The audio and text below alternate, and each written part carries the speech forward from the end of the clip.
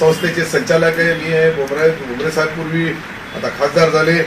आम्ही सर्वांनी प्रयत्न करून महाराष्ट्र सरकारला एक विनंती केली का आमचा रामकृष्ण जल उपसा जो आहे यामध्ये हजारो शेतकरी गुंतलेले आहेत. हजारो शेतकऱ्यांच्या नावावर व्याज चालू आहे आणि अशा पार्श्वभूमीवर जी आमची मुद्दल रक्कम होती 64 कोटी काही लाख रुपये ती महाराष्ट्र सरकारने आम्हाला दिली. त्याच्यामध्ये एक टर्म्स ऑफ कंडिशन टाकून दिला का संचालक मंडळाने आणि सर्वसाधारण सभेने या दोघांमधून तात्काळ तो निर्णय घेऊन शासनाला पाठवावा. यासाठी 150 कोटी रुपये आमच्या बँकेवर जो वजा आहे व्याजाच्या रूपाने त्यासाठी महाराष्ट्र सरकारला आम्ही एक विनंती करणार आहे का सदरील जो व्याज आहे तो 150 कोटी असल्या कारणाने जिल्हा मध्यवर्ती बँकेला शेतकऱ्याचा 7/12 कोरा करायचा असेल तर तो मोठा भूर्दंड बसेल. एक तर नांदेडच्या धर्तीवर आम्हाला ही पॅकेज द्यावं, जिल्हा मध्यवर्ती बँकेला काही पैसे वापरासाठी द्यावे किंवा अनुदानाच्या रूपाने 100-150 कोटी काही दिले तर निश्चित ही जिल्हा मध्यवर्ती बँक शेतकऱ्यांसाठी सक्षम आहे.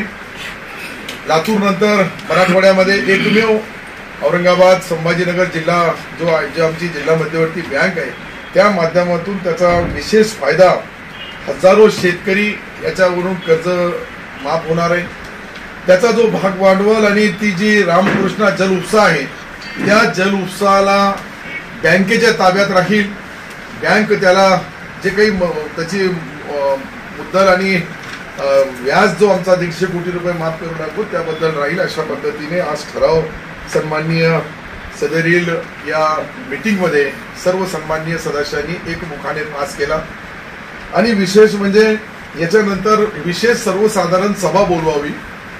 जे विशेष सर्वसाधारण सभेला सर्व जिल्ह्याचे विविध कार्यकारी सोसायटीचे निमंत्रित प्रतिनिधी येतात आणि त्यांच्या समोर हा विषय ठेवून ही विषय पुढे याला राजकारणामध्ये समाजकारणामध्ये आपण शेतकऱ्याच्या हितासाठी वापर करू लागलो. परंतु कोणी तक्रार केली तर परत याचा काही विपरीत परिणाम होऊ नये. संचालक मंडळाला ज्या ज्या शंका होत्या आम्ही त्या सर्व चर्चा केल्या. आपल्या जिल्ह्याचे या विभागाचे जॉईंट रजिस्ट्रार यांनाही बोलवलं, त्यांच्याकडून ही आम्ही सल्ला घेतला आणि सल्ला घेतल्यानंतर त्यांनी सांगितलं की करायला हरकत नाही. त्या पद्धतीने आज खरं म्हणजे गेल्या 45 वर्षापासून याची मागणी होती पण 45 वर्षामध्ये अनेक अडचणी आल्या. आज राज्याचे मुख्यमंत्री आदरणीय एकनाथरावजी शिंदे साहेब, देवेंद्रजी आणि अजितदादांनी आम्हाला कॅबिनेटमध्ये मंजुरी दिली. त्याच्यामध्ये जी आट टाकली की बाकीचे उर्वरित पैसे बँकेने माफ करावे किंवा काय करावं तसा खुलासा तात्काळ महाराष्ट्र सरकारला करावा. म्हणून महाराष्ट्र सरकारचा मी कॅबिनेट मंत्री पण आहे.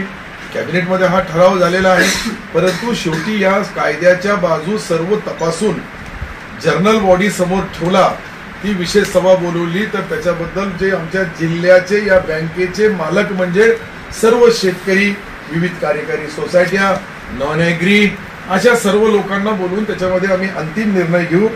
आणि हे सर्व घेतल्यानंतर याचा परिणाम असा होईल का या बँकेला जे काही आम्हाला आमची वसुलीमध्ये थोडाफार ज्या अडचणी येतात त्याही अडचणी आम्ही बँकेच्या वतीने महाराष्ट्र सरकारला कळवलं. शेतकऱ्याची कर्जमाफी करावी किंवा नाही हे महाराष्ट्र सरकार ठरवल. परंतु बँकिंग व्यवहारामध्ये पुढच्या भविष्यामध्ये बँका शेतकरीची हे पवित्र मंदिर चालवायचं आहे तर शासनाच्या मदतीशिवाय चालणार नाही. म्हणून शासनाला आम्ही अनिष्ट तफावत असेल त्याच्याबद्दल बोललो.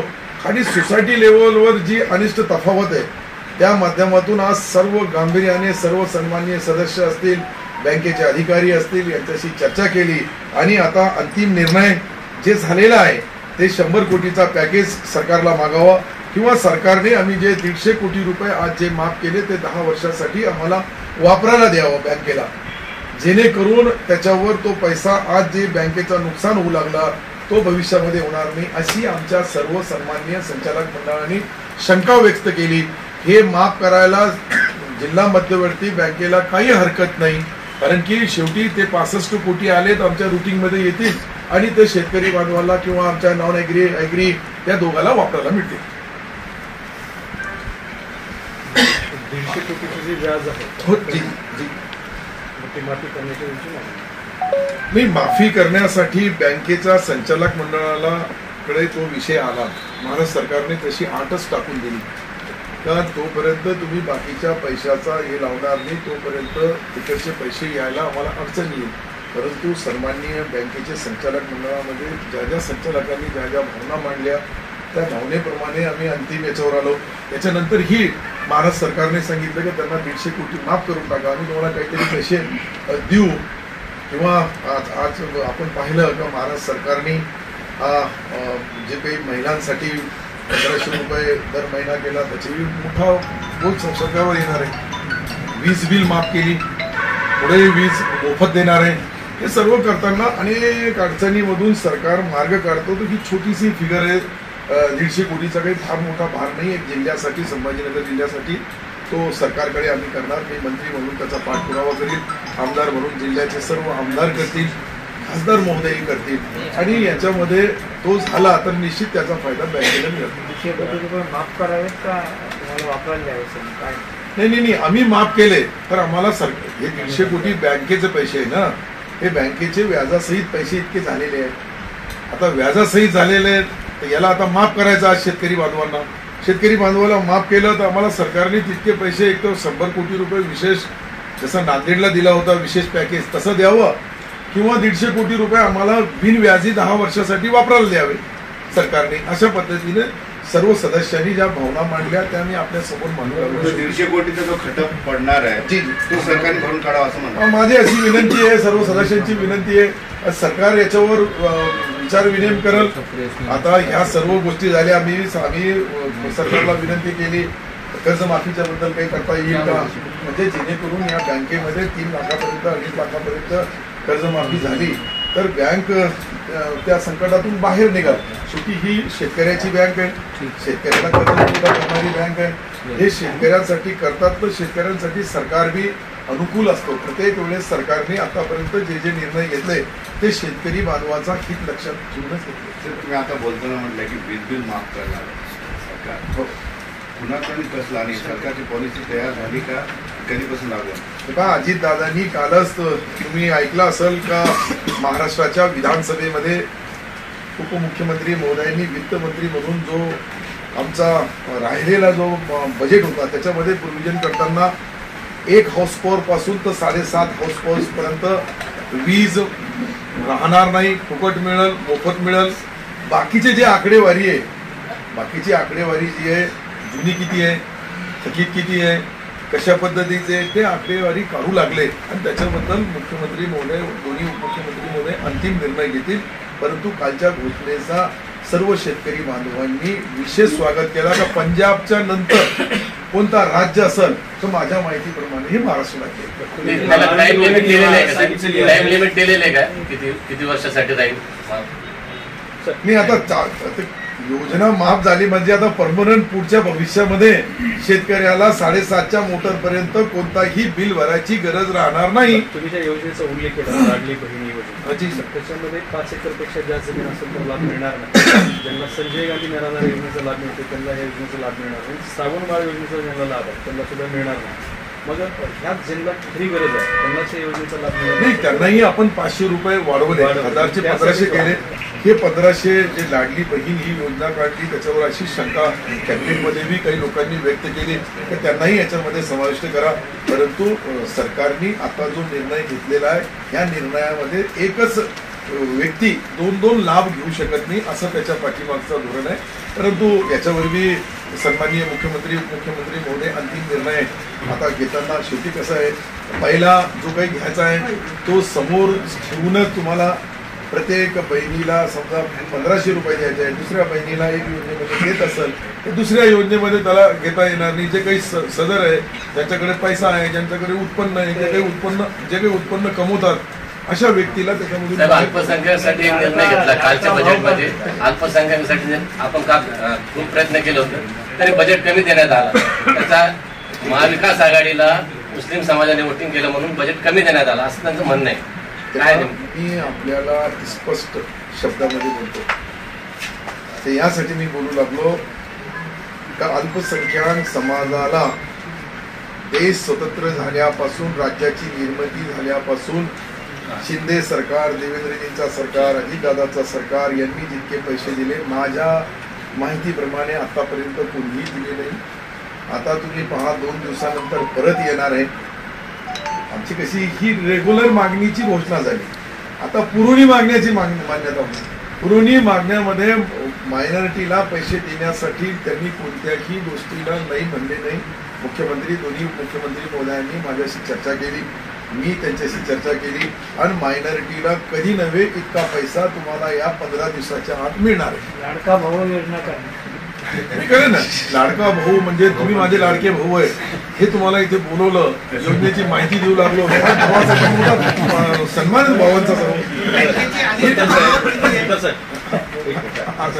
एक विषय असा आहे तुम्ही जरी जी जी काय प्रयत्न करणार, कोणाला भेटणार? मी सन्माननीय मुख्यमंत्री आदरणीय एकनाथ शिंदे साहेब हे शेतकऱ्याच्या बद्दल न्याय घेताना कधीही कोणत्याही परिस्थितीमध्ये न्याय देवता म्हणून ज्यावेळेस न्याय देतात त्यामुळे ते शेतकऱ्यांचा मुलगा आहे. शेतकऱ्यांसाठी मदत करण्यामध्ये सन्माननीय मुख्यमंत्री आदरणीय एकनाथ शिंदे साहेब, आदरणीय देवेंद्रजी, आदरणीय अजितदादा यांच्या सोबत चर्चा करून या 10 ते 12 दिवसामध्ये ह्या विषयाला सन्माननीय संचालक व्हाईस चेअरमन साहेब किरण पाटील आहे, अर्जुन पाटील चेअरमन आहे इथे आणि सर्व संचालक मंडळ आहे यांच्या समोर मी यांना गवाही दिली की मला 10-12 दिवस द्या.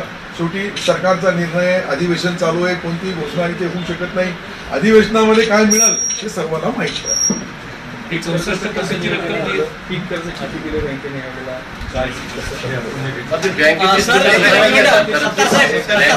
आमचे काही जे प्रश्न तुम्ही उल्लेख केला अनिष्ट तफावत, ती अनिष्ट तफावत किती आहे आणि त्यासाठी सरकारकडे मला वाटतं राज्याची अनिष्ट तफावत जी 6,000 काही कोटीची होती पहिले आम्ही जे माहिती घेतली ते देशभरमध्ये किती आहे याचा मला अभ्यास नाही, पण आपल्या राज्यामध्ये 6,000 काही कोटी रुपयाचा पहिले होता, आता 7,000 कोटी झाली असं. कारण की चक्री व्याज तो चालू असतो ते संस्थेच्या नावावर.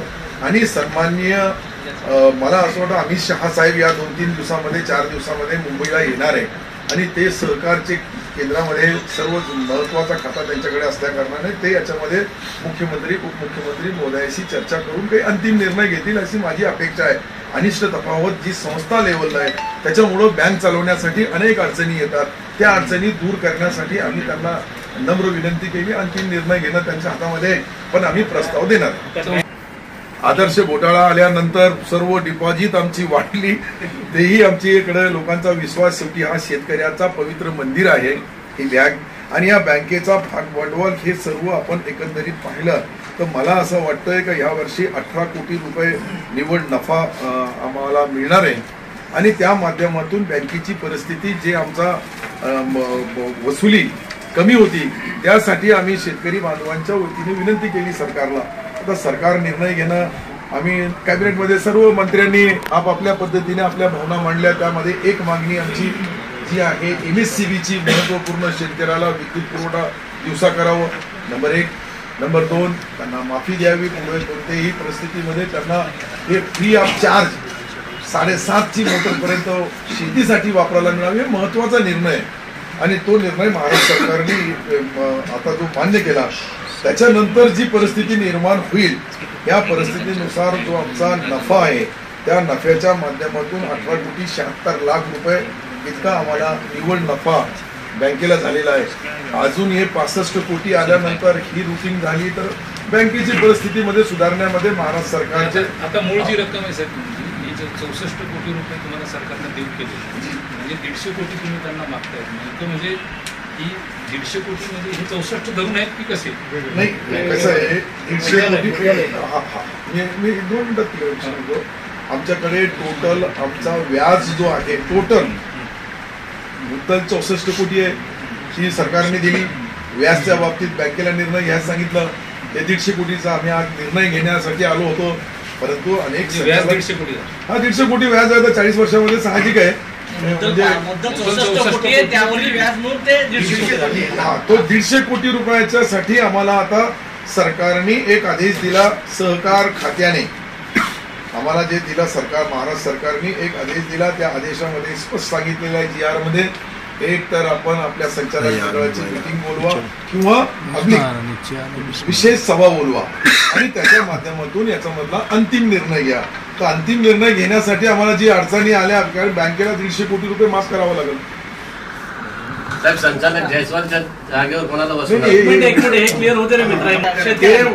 ती रामकृष्ण जल उपसा आदरणीय बाबाच्या काळामध्ये ती झाली. सुरेश पाटील सर्व होते ते. ओके. तर 64 कोटी जे आहे ते कर्ज रूपाने आपल्या सभासदांकडे आहे, शेतकऱ्यांकडे, आणि त्यांनी ते परतफेड केले आणि योजनेचं जे काही पद्धतीने झालेलं आहे तर त्या 64 कोटीवर हे 150 कोटी रुपयाचं व्याज त्या शेतकऱ्यांकडे आहे. ते कर्ज फेडू शकत नाही. ते मुद्दल मिळून व्याज 150 कोटीचं असं नाही. हे 64 वेगळे आहे. आता मूळ 150 कोटी सरकारला माफ करण्याचा प्रस्ताव आम्ही दिला तर हे बँकेच्या टोटल व्यवहारामध्ये हे 150 कोटी माफ झाले असं गृहीत धरता येईल आणि त्यावेळेस त्याचा सातबारा कोरा होईल. 150 कोटी तुम्ही बँकेसाठी मागितले. उपसा सिंचन योजनेची एकूण मुद्दल व्याजाची रक्कम शेतकऱ्यांच्या डोक्यावर किती आहे आणि असे किती शेतकरी आहेत ते सांगितल्यानंतर मग 66 कोटी 26,69,60,000 रुपये, 59,000 रुपये बरोबर आहे. त्याला संस्थेचा व्याज आला 145 कोटी 27,90,000 आणि एकूण व्याज झाला 2,95,000 व्याजासहित 49 लाख बरोबर आहे. याच्यामधून 64 काढले 51 राहतात, 151 150 कोटी राहतात. तर हे तुम्हाला लागलं तर याची कॉपी मी सर्वांना झेरॉक्स कॉपी या सर्व कॉप्या बनवा. आणि शेतकरी किती आहे तुमची एकूण मानसिकता काय झालेली आहे की या उपसा सिंचन योजनेचा जो ओझा आहे सातबाऱ्यावरचं ते क्लिअर करायची इच्छा आहे का फक्त सरकार जर म्हणलं तरच करायचे? तुमची मानसिकता काय? माझी प्रामाणिक मानसिकता आहे का शेतकरी बांधवांचा सातबारा कोरा व्हायला पाहिजे, माझी मानसिकता. परंतु संचालक मंडळामध्ये सन्माननीय संचालकांनी जे काही बोललंय त्याचा एक एंट्री करावी लागते, त्याचं मत त्याच्यामध्ये बोलावं लागतं. याच्यानंतर मी 10-12 दिवसामध्ये परत सरकारकडून याचा अंतिम निवाळा करेल आणि अंतिम एकदा झाला, समजा आता रामकृष्ण बाबाचा मुलगा अप्पासाहेब त्याची